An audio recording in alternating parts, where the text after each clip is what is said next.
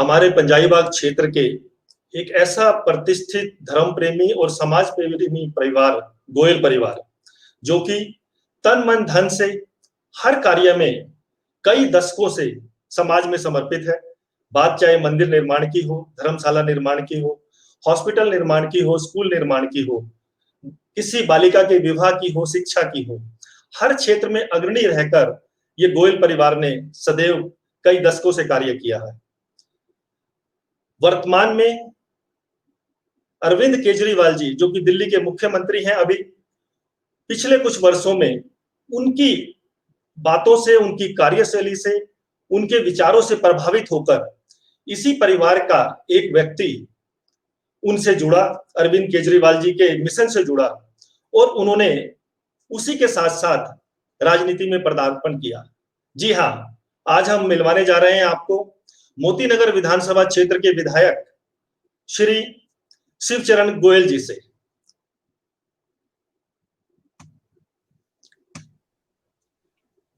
श्री शिवचरण गोयल जी, आपका स्वागत है, अभिनंदन है पैनोरमा टीवी में। पवन जी, आपको नमस्कार है जी। आप मोतीनगर विधानसभा में पिछली बार भी और इस बार भी 2 टर्म से प्रतिनिधित्व हमारे क्षेत्र का कर रहे हैं विधानसभा में। हमें आज करमपुरा क्षेत्र और ईस्ट पंजाबीबाग क्षेत्र से संबंधित जो आपने कार्य किए हैं, जो लोगों तक आपने अपनी बात रखी है और जो लोगों को अभी भी कुछ समस्याएं हैं, उन सब का आज हम जिक्र करेंगे, क्योंकि मोतीनगर और कीर्तिनगर और अन्य पार्ट को हम किसी और दिन लेंगे। आज हमने करमपुरा क्षेत्र के लिए आपको इनवाइट किया है, ईस्ट पंजाबीबाग क्षेत्र के लिए। मैं सर्वप्रथम चाहूंगा कि हम कोई भी क्वेश्चन आंसर करें उससे पहले आप पिछले अपने जो ये कार्यकाल आपने पूरा किया, उसके बाद चुनाव हुए और आप पुनः भारी मतों से जो जीत कर आए थे, इस दौरान हमें कोई भी ऐसे 10 बड़े कार्य बताएं। तो अनगिनत कार्य हैं जो कि रोज हर हफ्ते कहीं ना कहीं उद्घाटन होता है, कोई ना कोई कार्यक्रम होता है। तो 10 ऐसे बड़े कार्यक्रम आप बताएं, कार्य जो आपके द्वारा इस क्षेत्र में किए गए हों, जिस पर कि जनता भी गर्व कर सके और आप भी गर्व से कह सकें कि मैंने ये कार्य करवाया। जी गोयल साहब। सबसे पहले तो मैं आपका धन्यवाद करना चाहूंगा पवन सिंघल जी, जिसके माध्यम से आज मुझे वार्ड 99 के सभी सदस्यों से, निवासियों से रूबरू होने का मौका मिला और उनकी समस्याएं और सुझाव जानने के बाद उन पे एक बेहतरी करने का मौका मिलेगा। तो पहले तो मैं उस समस्त जनता का और आपका मैं धन्यवाद करना चाहूंगा। और आपने अभी मुझसे कहा कि 10 काम जो वार्ड 99 में या पूरे मोतीनगर विधानसभा में जो हुए, पूरी मोतीनगर विधानसभा के। जी हाँ, वैसे तो प्रतिदिन 1 से 2 काम, हर रोज नए काम होते हैं जी मोतीनगर विधानसभा के अंदर, लेकिन इसमें जो प्रमुख काम है, आप आचार्य भिक्षु हॉस्पिटल स्वास्थ्य सेवाएं को लेकर आप ले लें, तो 5.5 साल पहले जब मुझे इसका चेयरमैन बनाया गया, उस समय आचार्य भिक्षु की स्थिति क्या थी और आज क्या है। आज यहाँ पर करीब 4,000 लोग डेली ओपीडी में आते हैं, हर एक को दवाइयाँ मिलती हैं, हर एक के टेस्ट होते हैं, हर एक के ऑपरेशन होते हैं। जी और आज से 5.5 साल पहले जब मैंने फर्स्ट टाइम एंट्री की थी, तो जब मैं गेट से अंदर घुसा था तो पूरी एक व्यवस्था बिगड़ी हुई थी और मुझे उस समय एक बड़ा एक ऐसा लगा कि मैं कहाँ से शुरू करूं और कहाँ से इसको प्रोग्राम ठीक होगा। लेकिन समस्त जनता के प्रयास से, उनके प्रेम से आज आचार्य भिक्षु हॉस्पिटल दिल्ली का नंबर 1 हॉस्पिटल बन चुका है। और ये पहले 100 बेड का था, फिर इसको 150 बेड का किया गया और लास्ट ईयर इसको 182 बेड का किया गया और 272 बेड की बिल्डिंग बन रही है। ये 9 मंजिला उसके पीछे बन रही है। तो ये आगे चलकर 450 बेड का एक सबसे बड़ा वेस्ट दिल्ली का हॉस्पिटल बनेगा, जिसमें अपने आईसीयू होंगे, अपना ब्लड बैंक होगा, जी, अपने तमाम सुविधाएं यहाँ पे मिलेंगी। तो छोटा हॉस्पिटल होने की वजह से यहाँ पर कहीं ना कहीं पेशेंट्स को ट्रांसफर रिकमेंड करना पड़ता था दूसरे हॉस्पिटल्स में। और ये तमाम जी। सुविधा होंगी तो पूरे क्षेत्रवासियों को और पूरी दिल्ली को उसका बेनिफिट मिलेगा। मतलब आपका दूसरा मतलब कि ये है कि मल्टी स्पेशलिटी जो हॉस्पिटल होते हैं, उस तरीके से सारी सुविधाएँ इस हॉस्पिटल में मिलेंगी। हाँ, मैक्सिमम सुविधाएं यहाँ बढ़ जाएंगी और जी, तमाम जो कोशिशें हैं कि यहाँ पर एक बेहतर इलाज का इंतजाम हो भी रहा है और आगे और भी होगा। उसके बाद फिर हमारे जो आम आदमी पार्टी का लक्ष्य है स्वास्थ्य और शिक्षा, फिर हमारे जी, 11 स्कूल सर्वोदय स्कूल हैं मोती नगर के अंदर। और मुझे कहते हुए बड़ा गर्व होता है कि लास्ट ईयर 6 फरवरी 19 को पूरी दिल्ली के अंदर सर्वोदय कन्या विद्यालय को नंबर 1 का पुरस्कार मिला। 1038 स्कूल हैं पूरी दिल्ली के अंदर, उसमें हुँ, प्रथम स्थान पर आना सर्वोदय कन्या विद्यालय का तो पूरे क्षेत्रवासियों के लिए बड़े गर्व की बात है। बहुत और बढ़िया। आज सभी स्कूलों में डेवलपमेंट का काम चल रहा है। बिल्डिंगें कई जगह बन चुकी हैं और अभी लेटेस्ट 5 बिल्डिंगें मौजूदा विधानसभा में बन रही हैं, जैसे जयदेव पार्क में बन रही है, ईस्ट पंजाबी बाग में बन रही है, एच ब्लॉक आपका इंडस्ट्रियल एरिया करमपुरे में बन रही है, जी, बॉयज मोती नगर और कन्या विद्यालय मोती नगर में 5 बिल्डिंगें तो अभी भी प्रोग्रेस के ऊपर हैं। इसके अलावा पिछले 2 साल पहले काफी बिल्डिंगें बनी हैं ताकि सारी बिल्डिंगें नहीं बन चुकी हैं और शिक्षा के स्कूल। साथ स्वास्थ्य दोनों तरफ काम चल रहा है। हाँ, स्वास्थ्य के लिए और भी है और उधर शिक्षा। आपको एक बात तो बता दूं मैं, जी, इस साल हमारे जयदेव पार्क स्कूल का 10th का रिजल्ट पूरे दिल्ली के अंदर यदि क्या 1038 स्कूल हैं उसमें 35वें नंबर पे हमारा स्कूल है जयदेव पार्क का, जिसमें एक बच्चे ने 100% रिजल्ट है 10th का और जी, 96.7% एक बच्चे ने फर्स्ट जो जयदेव पार्क में स्कूल में आया है। मुझे लगता है कि ये बहुत बड़ी अचीवमेंट है हमारे मोती क्षेत्र। नगर के लिए और जयदेव पार्क के लिए और करमपुरा वार्ड के लिए। जी, तो अभी उस बच्चे को हम पुरस्कृत भी करेंगे। जैसे जी, स्कूल खुलेंगे तो उसके बारे में बातचीत और भी करेंगे आपसे। तो स्कूल के सुधार पूरी पूरी दिल्ली में और मोती नगर के सामने, मोती नगर विधानसभा में और करमपुरा में आपके सामने है। जी, इसके अलावा 3 ब्रिजेस जी, इस समय वो करमपुरा वार्ड से कनेक्टेड ही है। एक ब्रिज बन रहा है आपका अशोका पार्क पुल के ऊपर। जब जी, हम लिबर्टी सिनेमा से आते हैं तो हुँ, अशोका पार्क पे कहीं ना कहीं वो रोड हिंड्रेस हो जाती है तो उसको हम चौड़ा कर रहे हैं। और जी, दूसरा हमारा जब हम मोती नगर से आते हैं पंजाबी बाग की तरफ टी पॉइंट पे वहां पर जाम काफी लगता है, उस पुल हुँ, को चौड़ा कर रहे हैं। और तीसरा ईएसआई हॉस्पिटल से जब हम आते हैं पंजाबी बाग क्लब से वो जी, भी पुल चौड़ा हो रहा है। तीनों पुल अप्रोक्सीमेट 9 महीने के अंदर चौड़े हो जाएंगे, जिससे कि मोती नगर को कम से कम भी मेरे ख्याल जाम से बहुत हद तक राहत मिल जाएगी। और ये इसका काम पूरा करते हुए उद्घाटन कर देंगे। और इस काम को चलते हुए आज करीब करीब 9 महीने हो चुके हैं, अभी तक हमने इसका कोई भी उद्घाटन नहीं किया है। नहीं तो ज्यादातर पिछली पार्टियां क्या करती थी, काम हो ना हो हुँ। नारियल जरूर फोड़ते थे। हम नारियल फोड़ते हैं काम करने के बाद। तो जब ये काम पूरा होगा तो आप भी इसके अंदर शोभा बढ़ाएंगे और फिर कहीं ना कहीं सभी मिलकर इसका उद्घाटन करेंगे। और इसके बाद 10 चौराहों को सड़कों को हमने चौड़ा किया। जैसे एक सड़क तो आपकी लिबर्टी से आती थी तो यहाँ पर डेली आधे घंटे का जाम था, चौड़ा किया गया उसको। राजा गार्डन चौक पर काफी जाम लगता था, 20 मिनट का वो चौड़ा किया गया। कीर्तनगर के अंदर जब पहले पेट्रोल पंप पर 20 मिनट का जाम था, उसको चौड़ा किया गया।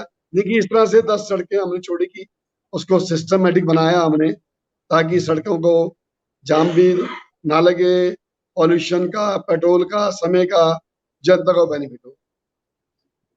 इसके अलावा हमने करमपुरा वार्ड के अंदर सबसे बड़ा काम हुआ कि मच्छर मुक्त किया। और जो पॉल्यूशन था नाले का, कभी सपने में सोचा नहीं होगा कि जो पंजाबी बाग का क्षेत्र, करमपुरे का क्षेत्र, जिसे एक बड़ी ये कथन था कहने का कि पंजाबी बाग में और करमपुरे में भी आपने जाना है और आपका मच्छर वहां स्वागत करेंगे, और नाले की बदबू 1 किलोमीटर तक पीछा करेगी आपको। जब आप मिलन सिनेमा से निकलते थे तभी पता लगता था कि नाले की स्मेल आ रही है। तो नाले की स्मेल को भी खत्म किया गया, मच्छरों को खत्म किया गया, जो कि पिछले 40 साल से लोग फेस कर रहे थे। इसके अलावा हमने क्लस्टर के अंदर जो स्वच्छता अभियान के अंदर पहले टॉयलेट की सीटें 500 थी, पिछले 68 सालों में 500, और हमने मात्र 5 साल के अंदर उन 500 को 1500 कर दिया, ताकि क्लस्टर के लोगों को जो वो रेलवे लाइन के ऊपर जाते थे, कहीं ना कहीं उनको जो दिक्कतें आती थी, वो टॉयलेट सिटी इतनी बढ़ा दी गई ताकि स्वच्छता में, पॉल्यूशन में, हर तरह की एक महामारी से रोकने में इनको प्रभाव मिल सके। और आज आप जो गवर्नमेंट दिल्ली के शौचालय हैं, एक बार उनको देखिए आए तो आपको लगेगा कि पहले से बहुत बेहतर है। वाटर सिस्टम को बहुत बेटर किया गया। आपके करमपुरे में ले लें, न्यू मोती नगर के अंदर पहले कहीं ना कहीं पानी की समस्या रहती थी, जबकि हर साल संख्या बढ़ रही है, फ्लैट 4-4 फ्लोर के बन रहे हैं, तो पानी की कंजम्पशन भी बढ़ रही है। 20 से 25% कंजम्पशन पानी की बढ़ चुकी है। पानी उतना ही है, लेकिन उसके बावजूद भी उसको व्यवस्थित किया गया, उसको कहने की पाइपलाइन बदली है। जहां पहले ट्यूबवेल 30 थे 68 सालों में, अब ट्यूबवेल की संख्या हमने 80 कर दी है, ताकि पानी की समस्या को जब भी आए उसके एक वैकल्पिक हमने प्रोग्राम रख दिए हैं, ताकि एक इमरजेंसी कोटा हो तो उस ट्यूबवेल का इस्तेमाल करने के बाद वो पानी की कमी ना रहे। इसके अलावा एक नई सड़क का निर्माण किया गया आपके करमपुरा से लेकर अशोका पार्क तक। पहले करमपुरे में हमारे या पंजाबी बाग के अंदर भी उसका इस्तेमाल हो सकता है। कभी कभार कोई दिक्कत आती थी तो वहां ट्रैफिक की आप लगा लें, करमपुरा के निवासी थी पंजाबी बाग से जखीरे से आएंगे, और तो उनको पहले पंजाबी बाग से घूम के आना पड़ता था। अब ये छोटी सड़क बनाने से, ये करीब 5 मीटर की सड़क है, आप निवासी आराम से 2 मिनट के अंदर करमपुरे में एंटर कर सकता है। और वहां सड़क की सबसे बड़ी खूबी है, पिकनिक स्पॉट है, आप वहां की हरियाली देख लें। कभी कभार तो वहां पर मोर नाचते मिलेंगे आप, साथ में डीएलएफ का पार्क है, साथ में इस तरफ ग्रीनरी है, तो एक सड़क का निर्माण हुआ। इसके अलावा इंडस्ट्रियल एरिया जो कीर्तनगर का था, बॉडी जटर आलती डीएलएफ एरिया मोती नगर का, वो सड़कें पूरी पक्की कर दी गई, आरसीसी की बना दी गई, काफी हद तक उसमें काम हो चुका है। चाहे वो लक्कड़ मंडी थी, चाहे फर्नीचर ब्लॉक था, चाहे इंडस्ट्री एरिया था, वो सड़कें पूरी पक्की हो चुकी हैं। इसके अलावा हमने स्किल डेवलपमेंट सेंटर चुनाभट्टी में बनाया। बारातघर आपका करमपुरे में आपने देखा होगा, पहले वो एक भूतिया महल के नाम से फेमस था, वहां से जाते हुए लोग डरते थे। आज कहीं ना कहीं वो बारातघर बन गया है, उसमें 1100 फुट के 2 हॉल हैं, बाहर बरामदा है, बाहर पूरी पार्किंग की स्पेस है, और कोई चौकी का प्रोग्राम हो, कोई छोटा मोटा फंक्शन हो तो निःशुल्क है। और यदि आपने शादी ब्याह करना है तो मात्र 5,000 रुपए के अंदर आप इसे बुकिंग कराएं और इसको अपने उपयोग में लगे। तो इस तरह के तो डेली इतने प्रोग्राम्स हैं, यदि मैं गिनवाता रहूं, आपको मैंने छोटे छोटे प्रोग्राम नहीं बताए कि आपके यहाँ चेयर्स बन रही हैं, लाइटें लग रही हैं, कहीं गेट लग रहे हैं, कहीं इंटरलॉकिंग टाइल लग रही है। तो मैं जो मेजर काम थे वो गिनवाए हैं, नहीं तो अभी भी मेरे, पवन जी बताऊं मैं आपको, 2000 उद्घाटन मेरे पेंडिंग पड़े हैं। काम हो चुके हैं लेकिन उसका उद्घाटन करने का समय नहीं। नहीं तो पहले तो उद्घाटन तो होते नहीं थे लेकिन नाटक जरूर फूटते थे। आपके कर्मपुर में ले लें, कितनी आपकी सीढ़ियां बन चुकी हैं, उद्घाटन एक का भी नहीं हुआ। आपके यहाँ कितने सिक्योरिटी गेट लग चुके हैं, उद्घाटन एक का भी नहीं हुआ है। लेकिन काम करने में जो जनता का प्यार मुझे मिलता है वही अपने आप में एक उद्घाटन। आपने बहुत बहुत धन्यवाद। आपने जो मैंने 10 बड़े काम आपसे पूछा था, आपने मुख्य रूप से वो काम बताए, शिक्षा का, स्वास्थ्य का, सड़क निर्माण का, ब्रिजेज निर्माण का, सेवा बस्ती में चाहे वो टॉयलेट्स निर्माण की बात हो, पानी की व्यवस्था हो, इस सब के लिए पैनोरमा टीवी यहाँ की जनता की ओर से आपका धन्यवाद करता है, आभार प्रकट करता है। हर व्यक्ति से हर व्यक्ति को कुछ ना कुछ कार्य रहता है और कुछ ना कुछ अपेक्षाएं रहती हैं। आपने बोला कि इतने काम बड़े-बड़े किए और 2000 काम और भी हैं, जो कि छोटे-छोटे जगह-जगह किए हैं। उसके बावजूद मेरे पास कुछ कंप्लेंट्स हैं। मेरे पास आपके सम्मान में कुछ लोगों ने अपने भाव प्रकट किए हैं। तो हम उन सवाल जवाबों का सिलसिला भी अब चालू करेंगे। पहले मैंने आपको ये मौका दिया कि आपसे मुख्य बड़े काम जो हैं वो आप बताए जाएँ। तो हर व्यक्ति को तारीफ सुनना अच्छा लगता है वैसे तो मैं भी आपको पहले जो लोगों ने आपके लिए तारीफ भेजी है वो आपको सुनाता हूँ, फिर आपसे क्वेश्चन करूंगा कि जिन लोगों को क्वेश्चन है या कुछ समस्याएं बची हुई हैं। एक हमारे करमपुरा में श्री हनुमान मंदिर के प्रधान है केएल शर्मा जी, जो कि दिल्ली विद्युत बोर्ड का जो एसोसिएशन है उसके वाइस प्रेसिडेंट भी हैं, रिटायर हो चुके हैं। उन्होंने आपका अपने एसोसिएशन के 25 से लगभग 30,000 जो वो मेंबर हैं उनकी ओर से आपका बहुत बहुत धन्यवाद भेजा है। शायद उनके लिए आपने बहुत बड़ा काम किया है। जब आप विधायक चुन के आए तो आप उनको लेकर सीएम साहब के पास लेकर गए, जो उनकी पेंशन का काम अटका हुआ था वो 25,000 लोगों को आपने पेंशन चालू करवाने में बहुत बड़ा सहयोग किया है। तो वो 25,000 लोगों की तरफ से एसोसिएशन के वाइस प्रेसिडेंट होने के नाते केएल शर्मा जी ने आपका बहुत बहुत धन्यवाद किया है। ये ना केवल करमपुरा में जो रेजिडेंट है उनकी बात नहीं है, पूरी दिल्ली में जो दिल्ली विद्युत बोर्ड में जो लोग थे पुराने, जो रिटायर होने को थे, उनकी पेंशन का मुद्दा था। तो उसके लिए आपका बहुत बहुत धन्यवाद। इसी के साथ ही करमपुरा से कई धन्यवाद आए हैं। लोग बोल रहे हैं कि आप करमपुरा को एक सोसाइटी के फॉर्म में, जो बड़ी-बड़ी सोसाइटियां जहां करोड़ों रुपए के फ्लैट होते हैं, उस फॉर्म में इसको चेंज करने के मूड में है। आपने यहाँ के जो सीढ़ियां जो नई बनवाने का प्रोसेस किया हुआ है, उनके आगे के वरांडे ठीक करने का किया हुआ है, जगह-जगह लाइटें लगाने का किया हुआ है, या अब एक आपने जो कि एक बड़ा असंभव सा लगता है करमपुरा में, सिक्योरिटी के जो गेट हैं, बड़े-बड़े लोहे के जो गेट लगते हैं, ग्रिल लगते, वो कॉलोनियों में वो गेट लगाने का सिलसिला चालू किया हुआ है। तो हमारे संजीव भारद्वाज जी जो हैं उनके माध्यम से आपको ये धन्यवाद आया है। काफी लोगों ने उनको अप्रोच करके धन्यवाद किया है। मेरे पास सीधे भी कुछ लोगों ने धन्यवाद भेजा है, तो इसके लिए भी आपका बहुत बहुत धन्यवाद है। इसी में जो आपने खुद भी अपने क्या कामों में गिनाया कि न केवल करमपुरा बल्कि ईस्ट पंजाई बाग के निवासी भी जो इस नाले में जो मच्छर था, गंदगी थी, कूड़ा अटकता था, स्मेल आती थी, उससे बहुत हद तक निजात हो गई है। उसका श्रेय भी सब आपको देते हैं, तो उसके लिए भी आपका बहुत बहुत धन्यवाद। धन्यवाद जिन कामों को आपने गिनाया उस सबके लिए भी लोगों ने भेजा है। बहुत मेरे व्हाट्सएप पे बड़े मैसेज आए हैं, मैं सबके यहाँ पर नाम ले पाना संभव नहीं है क्योंकि इंटरव्यू बड़ा लंबा हो जाएगा। तो इन कामों के लिए आपका सबका बहुत बहुत धन्यवाद। अब जो क्वेश्चन मेरे पास आए हैं, जो समस्याएं रह गई हैं या जो शिकायत लोगों की आपसे हैं, हम वो स्टार्ट करते हैं। उस शिकायत में सबसे पहला तो करमपुरा निवासियों का ये कहना है कि लगभग 30 साल से भी ज्यादा उनको मकान, ये जो कि अपने नाम जिसको बोलते हैं हुए हो गए, लेकिन जो फ्री होल्ड का एक मैटर है, कई बार प्रतिनिधित्व यहाँ पर क्षेत्र की अलग अलग पार्टियों ने किया, लेकिन वो मैटर पेंडिंग ही चल रहा है।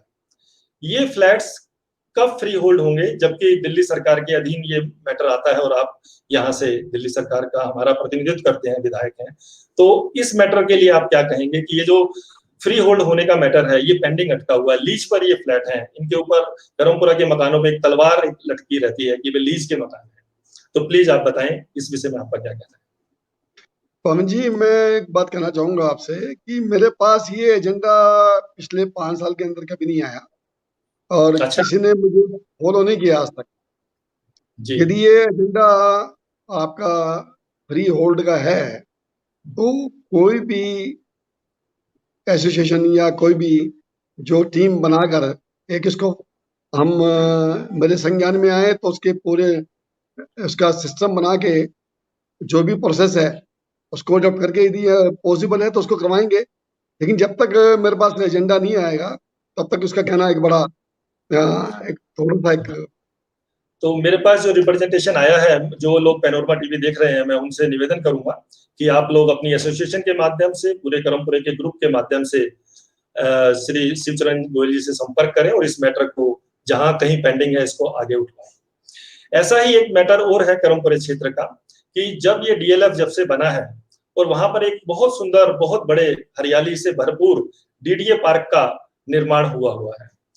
बहुत पुरानी, कई वर्षों पुरानी ये मांग है करमपुरा वासियों की कि उन्हें करमपुरा से उस पार्क में जाने का रास्ता दिया जाए। जबकि डीएलएफ वालों को करमपुरा आने का रास्ता दिया गया है, लेकिन उस पार्क में जाने के लिए 2 किलोमीटर घूमकर मेन नजफगढ़ रोड से, शिवाजी जो रोड है वहां से होकर उस पार्क में जाना पड़ता है, जो कि महिलाओं के लिए, बच्चों के लिए या उस इतने बड़े ट्रैफिक वाले माहौल में जाना संभव नहीं हो पाता। तो ये मांग भी बहुत टाइम से अटकी हुई है। आप इसके विषय में भी कुछ बताएं, किस तरीके से पूरा हो सकता है।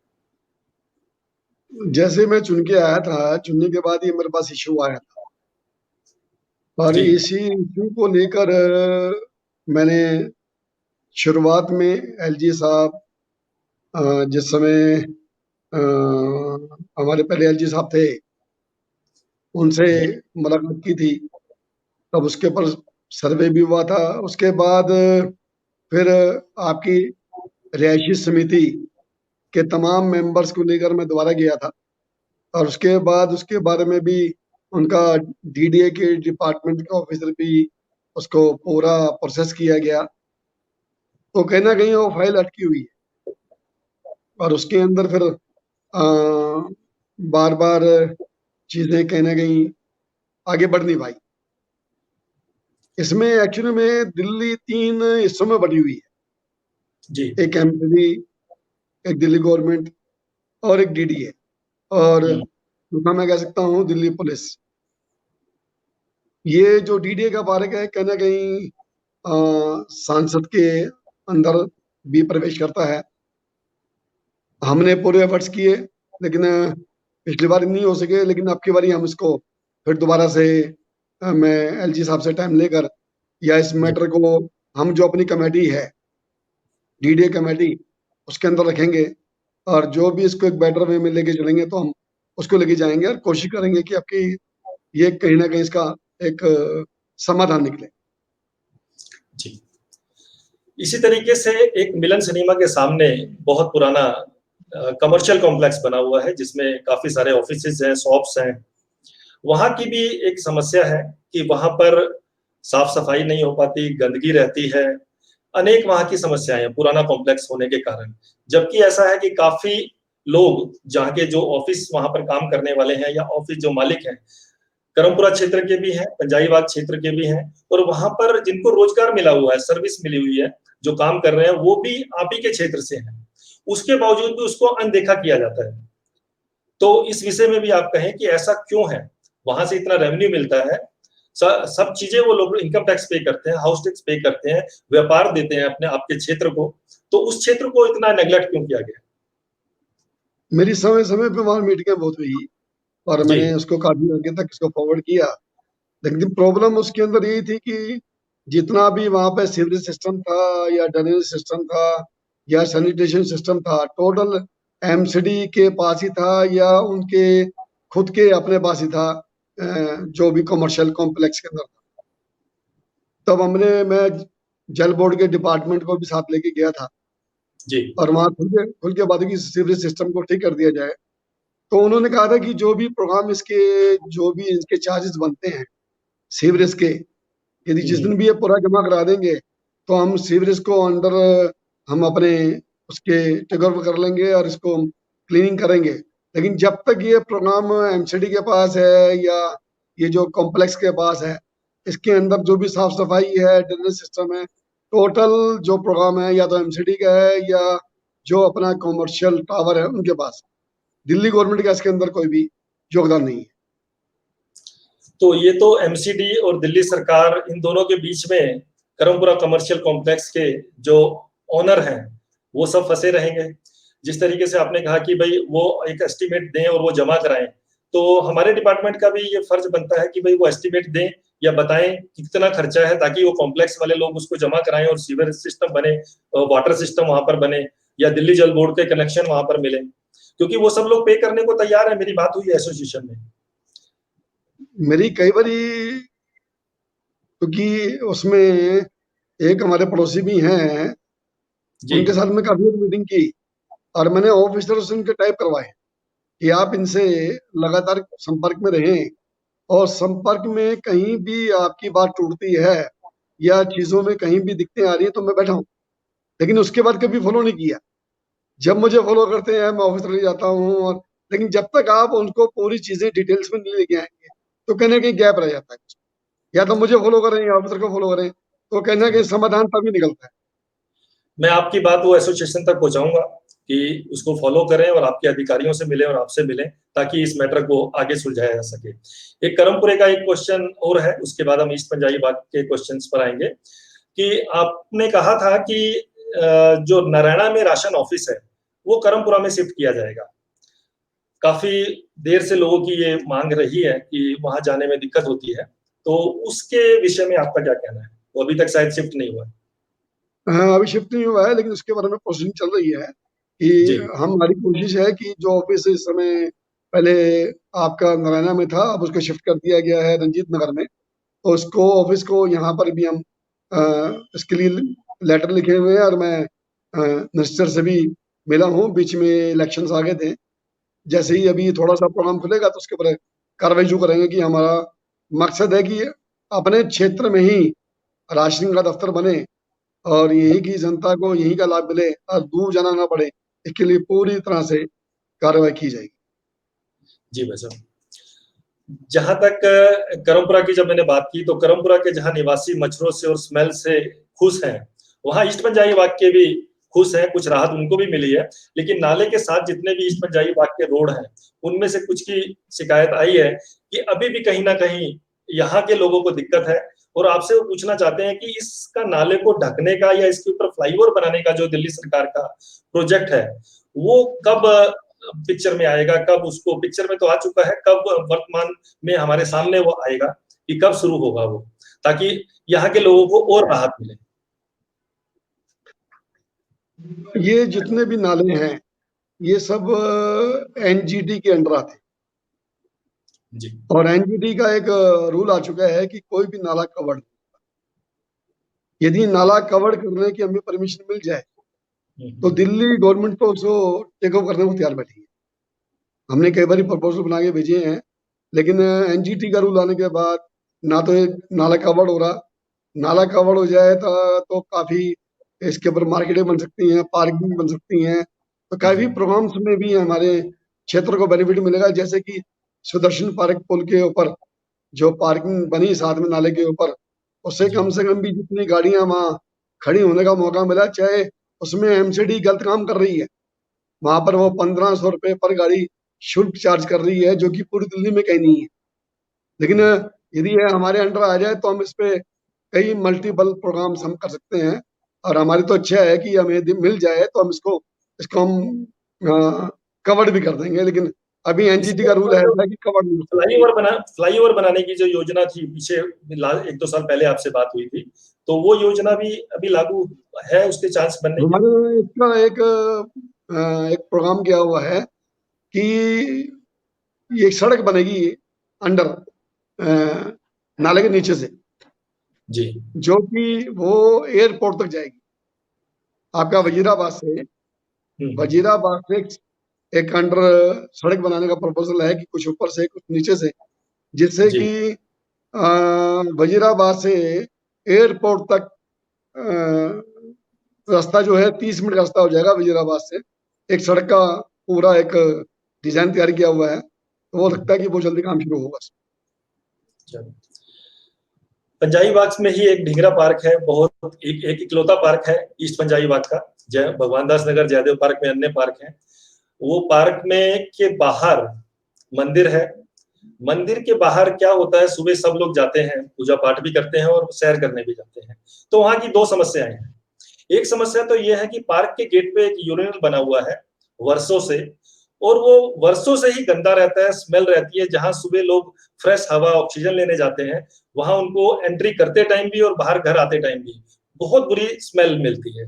और दूसरी समस्या क्या है कि वहां पर आए दिन काफी सारी गायें इकट्ठी हो जाती हैं सुबह के टाइम। कई बुजुर्गों को वो चोट पहुंचा चुकी हैं, कई ट्रैफिक के कारण हादसे हो चुके हैं। तो ये जो ढींगरा पार्क के आगे ये दो समस्याएं हैं, इसको समाधान भी लोग चाहते हैं कि आपके माध्यम से हम बात रखें। एक बात मैं बताना चाहूंगा आपको ढींगरा पार्क के बारे में। जी। जिस समय मैं एमएलए बना उस समय तक ढींगरा पार्क को कोई भी बेनिफिट गवर्नमेंट से नहीं मिलता। और मेरे बनने के बाद ही उस समय प्रधान थे बैरी साहब, तो उनसे मेरे संपर्क हुआ। उन्होंने कहा भाई कम से कम भी दिल्ली गवर्नमेंट से इसके बेनिफिट दिलवाए जाएं जो कि एक मिलने चाहिए सोसाइटी को। तो आज की डेट में तो 1,80,000 रुपये पर एकड़ का और करीब ये 4 एकड़ का प्लॉट है, करीब 7.5 लाख रुपए इनको हर साल मिलते हैं दिल्ली गवर्नमेंट से रख रखाव के लिए। ढींगरा पार्क के लिए जी। दिल्ली गवर्नमेंट देती है, और वो उसको करवा के दिया था, जो कि पिछले 68 साल में कोई करवा नहीं पाया। लेकिन ये यूरेनियम ढींगरा पार्क के बाहर है, ढींगरा पार्क के बाहर लगा हुआ है। जो अंदर सब्सिडी दी गई थी कि ताकि जो भी इसके अंदर मेंटेनेंस के प्रोग्राम है उसके लिए 1,80,000 रुपये पर एकड़ सोसाइटी को दे दिया गया। और करीब 4 एकड़ का प्लॉट है, तो करीब 7.25 साढ़े 7 लाख रुपए इनको मिलते हैं। आपका कहना ये सोसाइटी मेंटेन करे उस चीज को, मतलब उनको पैसा मिलता है उस चीज का, ये कहना चाह रहे हैं मिलता है पार्क के लिए। रही बात जो बाहर आपका टॉयलेट है जी, तो जितने भी टॉयलेट्स पूरी दिल्ली के अंदर हैं यूरिनल जी, वो सारे के सारे मेंटेन करती है एमसीडी। और एमसीडी को जो रूल करती है वो बीजेपी है। जी। और एक बात और बताऊं मैं आपको, 1,038 सफाई कर्मी है हमारी विधानसभा के अंदर। अच्छा। और प्रत्यक्ष में महल 450 500 भी नहीं है। और बाकी जो 500 550 की जो सैलरी है वो एमसीडी की जेब में कहाँ जाती है मुझे नहीं पता। कई बार उनसे पूछा गया तो कोई भी वो डिटेल्स में, अरे आपके सामने है जो गाय का चारा 30 करोड़ रुपए खा गई एमसीडी, वो आप उनसे आशा करना थोड़ा सा। चलो इस मुद्दे पे उनको भी बुलाया जाएगा एक बार, उनके हाँ, भी आप विचार उनसे पूछा आपके जाएगा। हम सामने बात कर लें। जो बातें मैं आपके चैनल्स पे बोल रहा हूँ तो प्रत्यक्ष बातें हैं। 30 करोड़ रुपए गाय का चारा, जी। तो चारा घोटाला भी आपने सुना था, बहुत पुरानी बात हो गई। ये तो अभी साक्षात अभी सब निकला है। जिस गाय के मुद्दे के ऊपर पूरी सरकारें बदल गई और वो चारा पर, तो आप सामने समझदार हैं आप। जो मंदिर के बाहर गायें घूमती हैं उनका कुछ हो सकता है ताकि लोग जितने भी आवारा पशु हैं, चाहे गायें हैं, चाहे कुत्ते हैं, चाहे सुअर हैं, किसी भी तरह के, उनको पूरी की पूरी जो डिपार्टमेंट्स है वो फिर दोबारा से एमसीडी। चलो हमने इस मुद्दे को विधानसभा में भी बड़ा जोर शोर से उठाया था कि आए दिन लोग कुत्तों से और बंदरों के काटने से परेशान है। और उस मुद्दे पे इतनी बात हुई थी कि यदि आप इनको संभाल सकते हैं तो उनकी संभालने की पावर हमें दे दो, लेकिन उसके बावजूद भी कोई सुनवाई आज तक नहीं। इसी बात को और आगे बढ़ाते हैं तो जो मनोहर पार्क है वहां पर डी ब्लॉक के निवासियों की एक कंप्लेंट है कि जब से लॉकडाउन हुआ और ये कोरोना काल चल रहा है लगभग 4-5 महीने से, वहां पर कोई एक अंदर कॉलोनी में गेट है जो कि परमानेंट बंद कर दिया गया है। और वहां से कई निवासियों की शिकायत पैनोरमा टीवी को आई कि उसमें कम से कम पैदल जाने का रास्ता तो हमें मिल जाए, रात बेरात कभी कहीं जाना है तो घूम के जाना होता है। और दूसरा ये कि जनवरी में कोई पार्क का वहां उद्घाटन आपके द्वारा किया गया होगा, वो आज तक जनता के लिए खुला नहीं है। ये दोनों पॉइंट मनोहर पार्क के निवासियों के हैं। पहले तो एक बात बताऊं मैं आपको कि मनोहर पार्क, मतलब पार्क, अशोका पार्क, छिन्नामल पार्क, इन सबके पीछे नाम लिखा हुआ पार्क। हर एक भी पार्क वहां पिछले 68 सालों में नहीं था, 70 सालों में। जी। मैंने जब यहाँ पर राउंड लिया तो यहाँ पर कम से कम भी 15-15 फुट हाइट के टीले बने हुए थे, रेत के। अच्छा। जब भी थोड़ी बहुत हवा आती थी तो ये सारी रेत घरों में जाती थी। तो उसमें काफी अध्ययन किया गया, तब एक डिसीजन किया कि यहाँ पार्क बनाया जाए। आज मेरे क्या लगता है कि उसकी लंबाई आप देखें तो बहुत ही लंबा पार्क है जी। मेरे ख्याल 600-700 फुट लंबा पार्क है। उसके अंदर झूले लगे हुए हैं, जिम लगे हुए हैं, सोलर लाइटें लगी हैं, बेंचेस लगे हुए हैं, राउंड टेबल लगी हुई हैं, और प्लांटेशन अभी कर दी है। तो अभी थोड़ा सा वहाँ प्लांटेशन, थोड़ा सा वहाँ पर पूरी तरह से अब चल रही है प्रोग्राम, और 15-20 दिन में इसको खोल देंगे। वो पूरी अच्छा। प्लांटेशन पूरी होने के बाद 15-20 दिन बाद उसका गेट खोल देंगे, ताकि पब्लिक उसको खुद मेंटेन करे।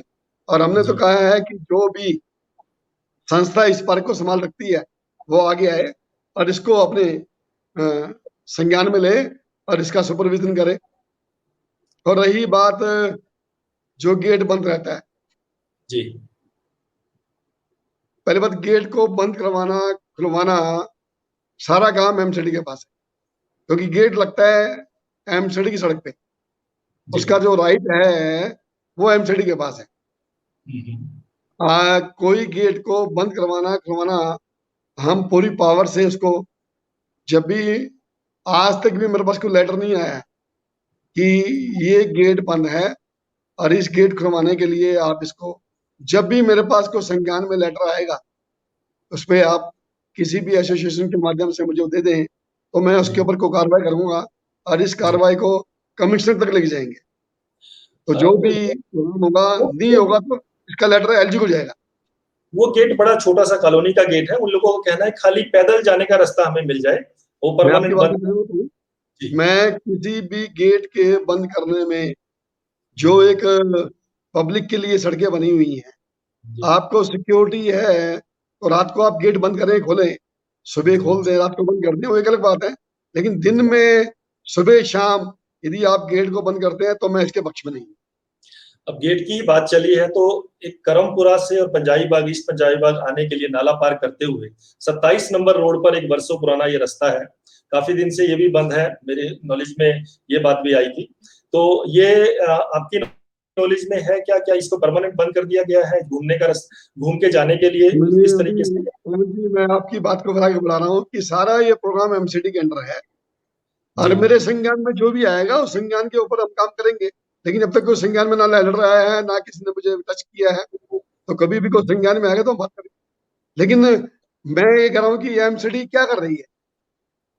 एमसीडी सफाई नहीं करती। जी। एमसीडी की नालियां सारी बंद पड़ी हैं। जितने भी क्षेत्र में आपकी नालियां हैं सब एमसीडी की हैं। जी। ड्रेन सारी ब्लॉक हैं। इसके अलावा हम्म। साफ सफाई जितनी भी पार्कों में होनी चाहिए नगण्य है। ट्रिमिंग होनी चाहिए पेड़ों की, नगण्य है। कुत्ते जी। डेली काटते हैं, जीरो है।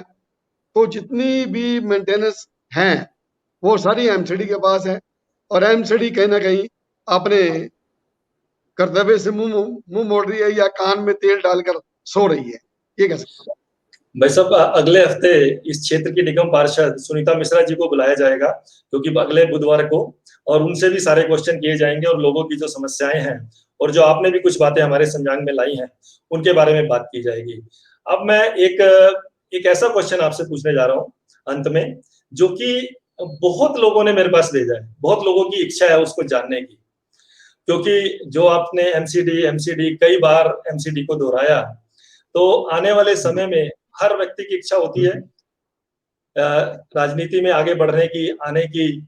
और जब क्षेत्र बड़ा होता है, जी भाई साहब, हाँ जब जी, हाँ जी। क्षेत्र जब क्षेत्र बड़ा होता है तो उसमें काफी लोगों की इच्छाएं भी पनप जाती हैं। तो सुनने में आ रहा है कि करमपुरा क्षेत्र से भी जो अगला निगम पार्षद चुनाव है उसके लिए काफी कैंडिडेट तैयार हो रहे हैं। किसको टिकट मिलेगी, कौन आम आदमी पार्टी से चुनाव लड़ेगा, ये तो आने वाला समय बताएगा। लेकिन लोग जानना चाहते हैं कि विधायक श्री शिवचरण गोयल जी की क्या पसंद है, कृपया उसके बारे में बताएं। नहीं, मैं अभी तो ये क्वेश्चन अब जल्दी है, क्योंकि इलेक्शंस में अभी 1.5 साल से पूरा समय बचा हुआ है। जी अप्रैल 22 में इलेक्शन होंगे, तो अभी जी करीब करीब 1.5 साल से ऊपर बचा हुआ है। और ये क्वेश्चन अभी यदि आप करेंगे ना 21 के लास्ट में, तो जी थोड़ा सा वाजिब रहेगा। फिर जनता ने चुनना है, जनता जिसको पसंद करेगी उसको। और हम तो आम आदमी है, हम आम आदमी जनता के अकॉर्डिंग चलते हैं। जनता जिसे कहेगी हम उसे आपके बीच में काम करने के लिए। और अब चुनना फिर आप लोगों ने है। हमारा काम तो है काम।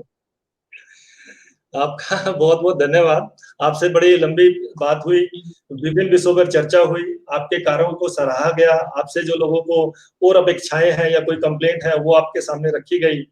कुछ बातें आपके हद में आपने बताई, कुछ बातें आपने एमसीडी पर छोड़ दी। ये सब देखकर आज जो नतीजा निकला है वो यही है कि लोग आप तक बातें पहुंचाएं। अब वो आप करेंगे, एमसीडी करेगा, जल बोर्ड करेगा, कौन सा डिपार्टमेंट करेगा, वो बात की बात है। कुछ समस्याएं ऐसी हैं जो कि आपने बताया कि आप तक नहीं भी पहुंची।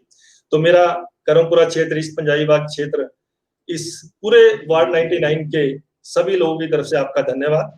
और लोगों और एसोसिएशन से भी मैं कहूंगा कि आप पैनोरमा टीवी को भी और एमएलए जी को भी और जो काम निगम के हैं वो निगम में भी सबको अपनी शिकायतें पहुंचाएं। और शिकायतों के साथ साथ धन्यवाद करना ना भूलें।